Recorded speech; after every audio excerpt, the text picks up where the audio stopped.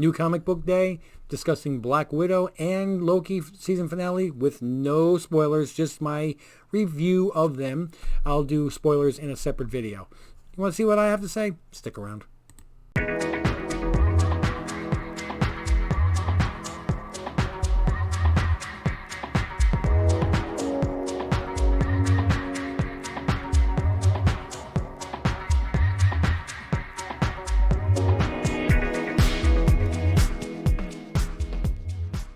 Welcome back, family. Thank you so much for joining. Since I'm going to be doing two videos tonight, you're going to notice this shirt on two different ones, and you're also going to see two different drinks. So today, the first video will be sponsored by Smirnoff Raspberry Vodka.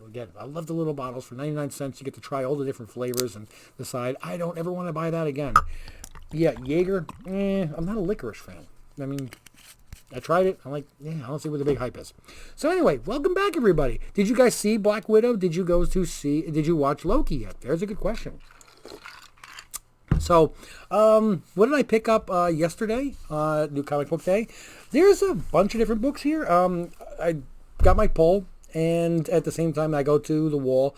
Again, I don't try to buy all the books in pull. Because I can't keep up with them all. I don't know 3-4 months in advance. If I miss a book, I miss a book. Okay, that's fine. But part of the joy is still going to the wall and going, ooh, what's that? I don't want to take all the joy of the comic experience out of it. I'm still a kid at heart. So off the wall, I picked up from Aftershock, Beyond the Breach, #1. I'm going to check that out and see how that was. This one, Star Wars War of the Bounty Hunters, I actually had this one on my pull list. This is number 2. But when I got to the wall, I saw a different one, which was just the Doc Afra, number 12. And I've got to get more into reading Doc Afra. I really do. This is a variant edition, and I'm sorry. You got to love it. Boba and Jabba right there on the cover with little Silicious Crumb. I remember his name. From the Return of the Jedi. I love the covers that they're doing, the 50th anniversary. Am I really that old? No, it can't be 50. No. 1971? I guess that's when they made it. I don't know. In my poll, I did have another copy of Never Never, which is fine. So now I have 6 of these, which that's not going to break my heart. I got my Haha number 6. H is for Haha number 6. When I got to the wall, this really, really made me happy was they had all the second printings of Nottingham. So, judging by the quantity of covers that they had on the wall, I'm going to say that they really printed high on this. So the investability of this is probably pretty low, but the great thing about that is that the readability is very high. So I picked up one copy of this thinking, you know what, if I ruin them, I don't care. They're probably going to be dollar bin books down the line, but I really want to be able to go over the story a couple times without worried about getting spine ticks on my first prints. Speaking of second print, I got a copy of Nice House on the Lake. And call me crazy, but I mean, when they have the tear and the messed up cover, the first one I pick up, I'm like, I hate when they do that. I feel like I'm getting a bad book, but that's the way it is.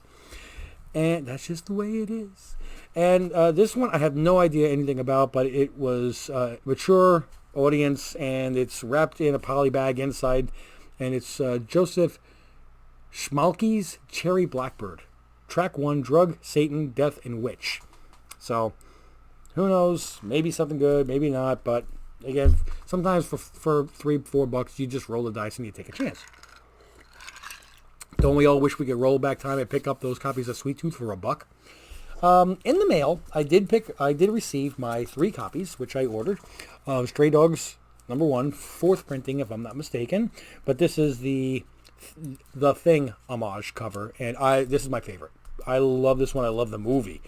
The one thing I will say is by looking, the book itself has got a white border all the way around. Okay, and I'm assuming the back cover is also black like this. There is color rub all the way around on this on these white borders.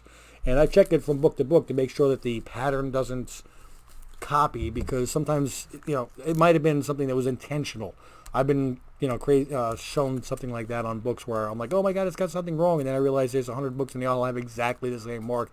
That's actually part of the artwork. Well, this is not part of the artwork. This is actually a little bit of color touch. So if you get any copies of this, make sure that you find your way to, watch out for that. Or if you have any way of cleaning it, then do whatever you want to before submitting. That's a big one to watch out for. So what did I think of Black Widow, which I saw on Sunday and could not get, my friend didn't want to swing by. She was kind of tired. Again, this is going to be spoiler free, so don't worry about that. I thought it was good. I didn't think it was great. There were a few scenes in it that I disagreed with. I didn't like the way that they portrayed certain circumstances, characters. I thought that they weren't really being true to the characters that they were. And I didn't get attached here. Now, on the positive side, the movie is really, really good CGI, really great fight scenes. You could probably watch it 3 times and pick up something new each time. That being said, I think it's still something that should be seen in the movie theater on the big screen. It's not Dark World, okay? It's not, no, I'm the Mandarin, okay? Hey, relax, hey, let me have more drugs. No.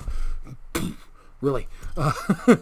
It's a good movie, okay? If I were to say out of the 25 MCU movies, it probably puts in somewhere around number 15.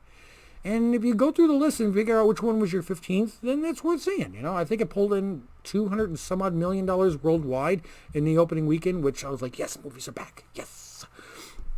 But again, I give that on a scale of 1 to 10. I'm going to give it a solid 7.5, somewhere in that range. The Loki series. Okay, now I watched that yesterday. Again, no spoilers. 6 episodes. I was very disappointed at the end credits bonus scene. I'm like, that wasn't a bonus scene. That was something we already knew, and that was BS. The first 4 episodes, in my opinion, were a step above meh and below good. Okay, it was somewhere around mud. But I liked watching them. I didn't love it. I didn't get the same attachment to Loki as I did Falcon Winter Soldier and WandaVision. Okay, and WandaVision I could still, that's 23 Emmy nominations. Okay, second only to Mandalorian and The Crown getting 24. Okay, they're all nominated for Best Actress, Best Actor, Best Supporting Actress, Best Series. Yes, and do I think? I don't know. That's some tough competition they're in, but I'm hoping that Elizabeth Olsen wins. I hope that Paul Bettany wins. I thought they were both amazing. They made me believe they were real, and that if you can make somebody believe that a comic book character is real, there you go. And in the first 4 episodes of Loki, I didn't really get there. There was some, dare I say, weirdness about it. Some unbelievability about it. Some like, are you scheming? Are you real? I don't know. But then episode 5 hits, and you start to believe. And they had the better special effects and the better storylines and the little homages to things like Throg and the Thanos copter, and it really made me smile a lot. Episode 5, I'm like, yes, now we're really digging in, and I'm like, but there's only 1 episode left. So, did I like episode 6? Yes. Absolutely, yes. It was really good. It was great. Okay, forget good. It was great. I'm going to watch it again today. But what do I think about it going forward? Again, I'm not going to give any spoilers, but the characters that were shown were somewhat expected, but the way portrayed not expected. It was fun. It was refreshing, and it made you wonder exactly what was going on, because you're dealing with a world of Lokis. Okay, these are the gods of mischief in whatever form they're in. So every single bit of it, you're wondering, is this who's betraying who? Who's doing this? Who's doing that? And the ending was not what I expected, but I loved it.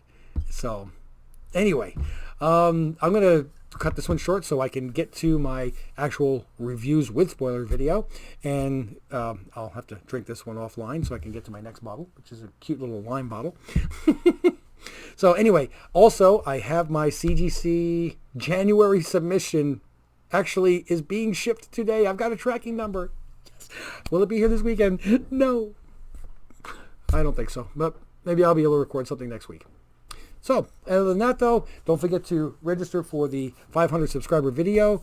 And as always, though, I'm out.